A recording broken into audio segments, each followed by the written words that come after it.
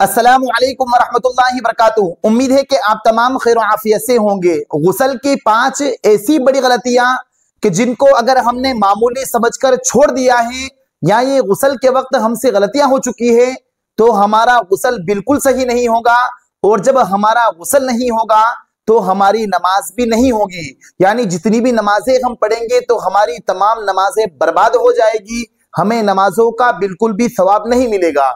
तो याद रखिए, जिन पर गुस्ल फर्ज हो जाता है तो गुस्ल फर्ज होने के बाद जब वो गुस्ल उतारते हैं, फर्ज गुस्ल को उतारते हैं, फर्ज गुस्ल करते हैं, तो इन 5 गलतियों से हर मर्द और औरत को बचना चाहिए। अगर इन गलतियों से नहीं बचे हैं तो लिहाजा फिर उनका गुस्ल ही बिल्कुल सही नहीं होगा। सबसे पहली गलती जो गुस्ल के दरमियान में होती है वो ये होती है कि जब औरत गुस्ल करती है, जब फर्ज गुस्ल उतारती है, फर्ज गुस्ल करती है, तो वो अपनी बालियों को इसी तरीके से जो नाक के अंदर नथ पहनती है और कान में बालियां पहनती हैं, उनको सही से गुस्ल के वक्त नहीं हिलाती है। तो अगर सही से नहीं हिलाया है और पानी अंदर तक सुराख में नहीं पहुंचा है तो लिहाजा फिर चाहे औरत कितनी ही पानी को इस्तेमाल कर ले, कितनी ही बाल्टियों को डालकर अपने ऊपर बदन पर डालकर गुस्ल कर ले, उसका गुस्ल नहीं होगा, उसका गुस्ल बिल्कुल सही नहीं होगा।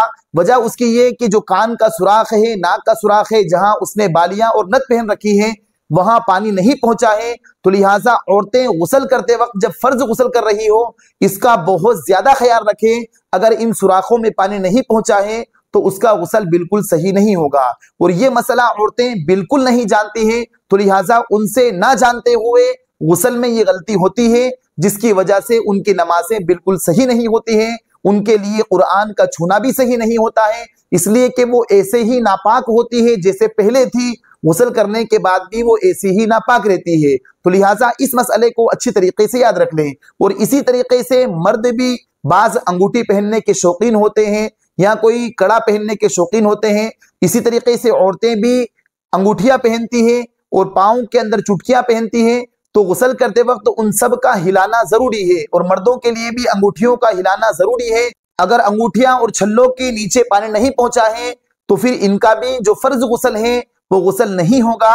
इस वजह से कि गुस्ल का जो तीसरा फर्ज है कि पूरे बदन पर इस तरह पानी बहाना कि एक बाल के बराबर भी जिस्म में कोई जगह सूखी ना रहे। अगर जगह सूखी रह जाएगी तो गुस्ल सही नहीं होगा। तो लिहाजा ये फर्ज फोत हो जाने की वजह से, छूट जाने की वजह से हमारा गुस्ल सही नहीं होगा। अब दूसरी जो गलती की जाती है जब औरत पर गुस्ल फर्ज होता है, जब वो गुस्ल फर्ज को उतारने के लिए गई तो बाज मर्तबा आटा गूंदने की वजह से कुछ आटा उनके हाथों पर लगा हुआ होता है जो वो सूख जाता है, और सूख जाने के बाद जब गुस्ल करते हैं तो पानी अंदर तक, नीचे तक नहीं पहुंचता है, खाल तक नहीं पहुंचता है, जिसकी वजह से ऐसी औरत का गुस्ल नहीं होता है। तो लिहाजा जब औरत फर्ज गुस्ल को उतारने गई है, फर्ज गुस्ल को करने गई है, तो इस बात का बहुत ख्याल रखें कि कोई जगह पर आटा लगा हुआ ना हो, कि अगर आटा लगा हुआ होगा तो फिर ऐसी औरत का गुस्ल नहीं होगा। या नाखून में आटा लगकर सूख गया था तो हम उसे अच्छी तरीके से छुड़ा लें, वरना हमारा गुस्ल जो फर्ज गुस्ल है वो बिल्कुल सही नहीं होगा। हम इस मसले को भी अच्छी तरीके से याद रख लें। इसी तरीके से गुस्ल में तीसरी गलती ये होती है कि बाज मर्तबा हम गोश्त को खाते हैं या किसी चीज को खाते हैं तो हमारे दांतों के सुराखों के बीच में वो चीज घुस जाती है, अब वो निकलती नहीं है या हम उसे निकालते नहीं है। और इसी तरीके से जो फर्ज गुस्ल है हम उसे कर लेते हैं उसे निकाले बगैर। तो लिहाजा याद रखें कि जो दांतों के बीच के सुराख होते हैं, खला होता है, उनके अंदर तक पानी का पहुंचाना फर्ज गुस्ल में फर्ज है, वाजिब है।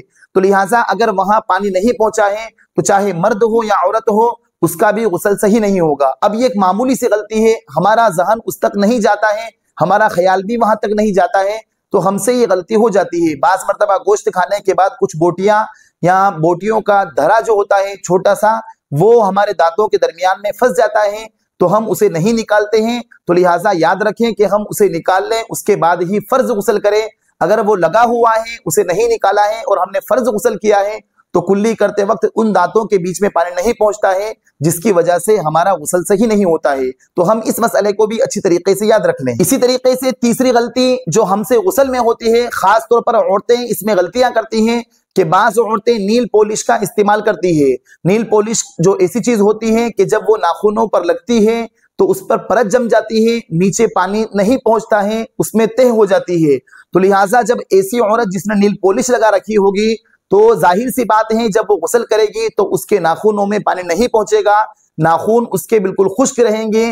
तो लिहाजा फिर ऐसी औरत जब वो गुस्ल से पहले नापाक थी तो लिहाजा गुस्ल करने के बाद भी वो नापाक रहेगी और उसका गुस्ल बिल्कुल सही नहीं होगा। तो लिहाजा जो औरत नील पॉलिश का इस्तेमाल करती हैं वो इस मसले को अच्छी तरीके से याद रख लें कि अगर उन पर फर्ज गुस्ल हो चुका है, अव्वलन तो औरतों को नील पॉलिश का इस्तेमाल ही नहीं करना चाहिए, उसे नहीं लगाना चाहिए। और अगर लगाई है तो फिर फर्ज गुस्ल के लिए उनका छुड़ाना जरूरी है।